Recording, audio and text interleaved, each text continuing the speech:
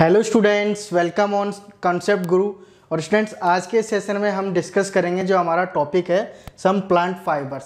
अब plant fibres जैसे कि आपको पता है कि जो फाइबर्स है वो टू टाइप्स के होते हैं, एक तो नेचुरल फाइबर होता है और एक सिंथेटिक फाइबर्स होता है। तो उसके अंदर भी टाइप्स हो गए। अब जो एग्जांपल जैसे मैंने आपको बताया कि नेचुरल फाइबर के अंदर जो नेचर से हमें मिलते हैं, जैसे प्लांट से हो गया, एनिमल से हो गया। तो अभी हम जो डिस्कस करने वाले हैं वो प्लांट से कौन कौन से हमको जो है फाइबर्स मिलते हैं इसके बारे में डिस्कस करेंगे। अब प्लांट्स के अंदर भी जो है दो तरीके के एग्जांपल होते हैं। पहला होता है कॉटन, ठीक है, दूसरा होता है जूट। तो सबसे पहले आज जो हम डिस्कस कर रहे हैं वो कॉटन के बारे में डिस्कस करें कि कॉटन होता क्या है और कॉटन को हम कहाँ से ऑब्टेन कर सकते हैं। क्योंकि ऐसा तो है नहीं कि भाई कॉटन कहीं ना कहीं से तो इसको जो है हम ऑब्टेन करेंगे तभी तो इसका जो है यूज़ कर पाएंगे, डायरेक्टली तो यूज़ कर नहीं सकते हैं, ठीक है। अब इसके यूज़ क्या क्या होते हैं, आपने देखा होगा कि घरों में हम कई बार दिए जलाते हैं, ठीक है, या फिर ऑयल लैंप्स जो होते हैं वो जलाते हैं। तो उसके अंदर जो होता है, मतलब जो यूज़ करते हैं हम, जिसकी वजह से वहाँ पे जो है लाइट होती है, वो किसकी वजह से होती है? क्योंकि कॉटन वहाँ पे लगा हुआ रहता है। वो कॉटन क्या करता है, ऑयल को अपने साथ में लेता है और जल के वहाँ पे लाइट जो है देता है, ठीक है। जैसे कि दिए के अंदर भी आपने देखा होगा कि कॉटन का जो है इस्तेमाल किया जाता है और उसी से जो है लाइट वहाँ पे होती है, ठीक है। तो इस तरीके से कुछ इसके यूजेस हैं, उनके बारे में हम पढ़ते हैं। सबसे पहले जैसा कि the cotton wool is use for making wicks for oil lamps. Oil lamps की विक्स का मतलब वही हो गया जो मैंने आपको बताया कि दिए के अंदर जो विक्स लगती है, ठीक है, वो चीज़। दूसरा होगा क्या कि फिलिंग मैट्रेस। आपने देखा होगा कि आजकल जो है, पहले तो क्या होता था कि मैट्रेस नहीं आते थे, किसी को पता नहीं था, ठीक है। लेकिन आज के टाइम पे आपने देखा होगा कि जो बेड के ऊपर आपने बिछा के रखते हैं उनको क्या बोलते हैं, मैट्रेस बोलते हैं, ठीक है। और आजकल तो डिफरेंट टाइप के जो है मैट्रेस भी आ गए हैं, ठीक है। उसके अंदर कईयों में क्या होता है कि बहुत ज़्यादा आरामदायक आपको नींद आती है, अच्छा लगता है। क्यों लगता है? वो कॉटन की वजह से ही लगता है। क्योंकि कॉटन क्या होता है, अलग अलग तरीके का होता है कॉटन भी। कोई होता है कॉटन, एक तो रफली कॉटन हो गया तो उसमें आपको लगेगा कि ये तो चुभ रहा है या फिर जो है मतलब अच्छा नहीं है। और कुछ कॉटन क्या होगा कि इतना मुलायम होगा, इतना नरम होगा कि आप उसको ऊपर अगर सोएंगे तो आपको बहुत ही अच्छा लगेगा, बहुत ही आरामदायक लगेगा, ठीक है बच्चों। तो ऐसे क्या होता है कि कुछ पिलोज होते हैं, पिलोज के अंदर भी जो है आप कॉटन का इस्तेमाल किया जाता है, ठीक है।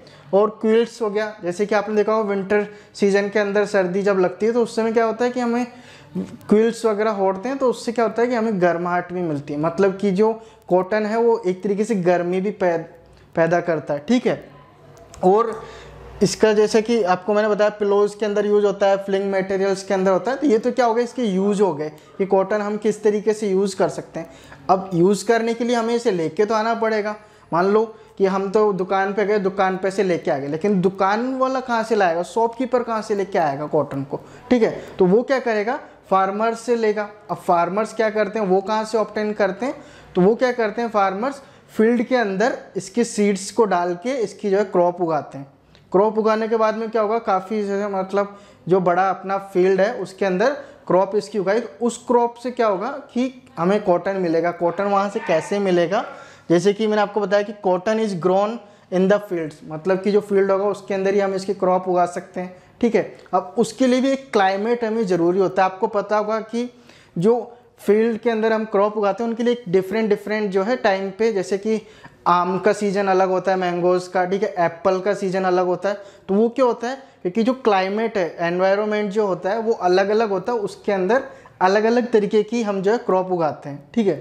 तो इसके लिए किस तरीके का जो है चाहिए होता है, cotton plants are usually grown at place having black soil and warm climate. मतलब कि कॉटन का जो फील्ड होगा वो ऐसी जगह पर होगा जहाँ पर ब्लैक सॉइल भी होनी चाहिए और वार्म क्लाइमेट भी होना चाहिए, तभी जाके जो है इसकी फसल अच्छी होगी, ठीक है। तो ये तो बात हो गई कि हम इसको कहाँ से ऑब्टेन कर सकते हैं। मतलब फील्ड होगा, फील्ड के अंदर हम इसकी क्रॉप उगाएंगे जहाँ पे क्या होगा, ब्लैक सॉइल होगी और वार्म क्लाइमेट होगा, वहाँ से हम इसको जो है प्राप्त कर सकते हैं, ऑब्टेन कर सकते हैं। नेक्स्ट हम बात करते हैं इसके अंदर the fruits of cotton plant.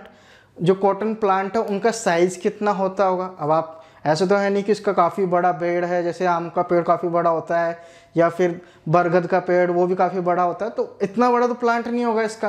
तो इसके प्लांट की क्या साइज होगी वो हम देखते हैं। जैसा कि cotton, the fruits of cotton plant, मतलब जो कॉटन है, अब जो कॉटन का प्लांट है उसके अंदर से जो फ्रूट्स है उसी में से हमें कॉटन मिलेगा, तो उसे को हम बोलते हैं एक तरीके से कॉटन बॉल्स भी बोल सकते हैं। मतलब छोटे छोटे बॉल्स के रूप में ये हमें मिलते हैं फील्ड के अंदर।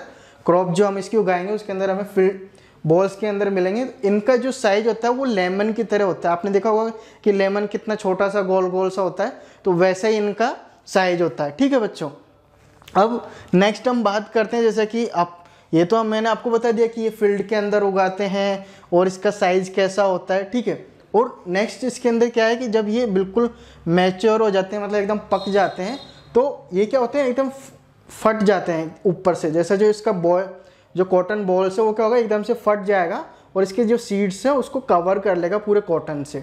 तो वो क्या होगा कि जो कॉटन जो हमें चाहिए थी, ठीक है, अब प्लांट्स हमने उगाया तो उससे जो फ्रूट है वो हम लेते हैं। कोई भी प्लांट्स होगा, जैसे आम का पेड़ है तो उससे हम आम लेंगे, अमरूद का पेड़ है तो उससे अमरूद लेंगे। तो अब कॉटन का प्लांट्स उगाया तो उससे हमें कॉटन के लिए जो कॉटन फ्रूट है उसको तोड़ना पड़ेगा। ठीक है, तो इसमें क्या होगा कि जो कॉटन है वो फट के बाहर आ जाती है और पूरे जो उसका सीड्स होता है उसको कवर कर लेती है। ठीक है, तो हम क्या करते इसको डायरेक्टली जैसे कि ऑब्टेन करने का जो तरीका है वो क्या हो गया कि हम कॉटन बॉल्स को हैंड से ऐसे जो है इसको ले सकते हैं, कलेक्ट कर सकते हैं। कलेक्ट करने के लिए हमें कोई बड़ी मशीन्स की ज़रूरत नहीं है, ज़्यादा कोई उस चीज़ की ज़रूरत नहीं है। हम डायरेक्टली इसको हैंड से भी जो है कलेक्ट कर सकते हैं। ठीक है, अब ये जो प्रोसेस है, जैसे कि हमने जो कॉटन बॉल्स के ऊपर से कॉटन को जो है हमने कलेक्ट किया है बाय हैंड, इसको हम बोलते हैं गिनिंग बोलते हैं इसको।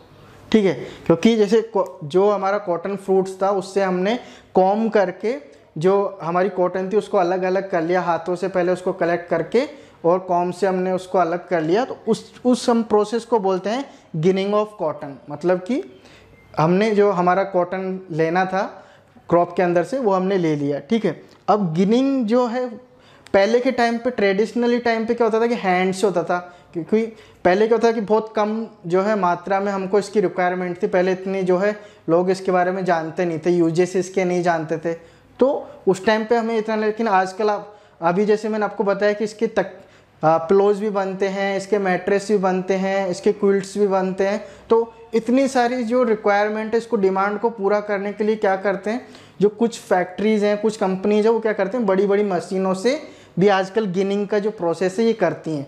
तो ये सब क्या हो गया कि कॉटन के बारे में हमने पता किया कि कॉटन होता क्या है, कैसे हम इसको ऑब्टेन करते हैं, कौन कौन से हम इसके जो है इस्तेमाल कर सकते हैं, ये सब आज के सेशन में हमने डिस्कस किया। ठीक है बच्चों, तो आज आपको समझ में आ गया होगा कि जो हमारा टॉपिक था सम प्लांट फाइबर्स, और इसके अंदर जो कॉटन जो मैंने आपको बताया कि ये एक इसका एग्जाम्पल है, ठीक है, प्लांट फाइबर्स का, तो इसके बारे में आपको समझ में आ गया होगा। तो मिलते हैं हम नेक्स्ट वीडियो के अंदर नए टॉपिक के साथ में। तब तक के लिए धन्यवाद। जय हिंद।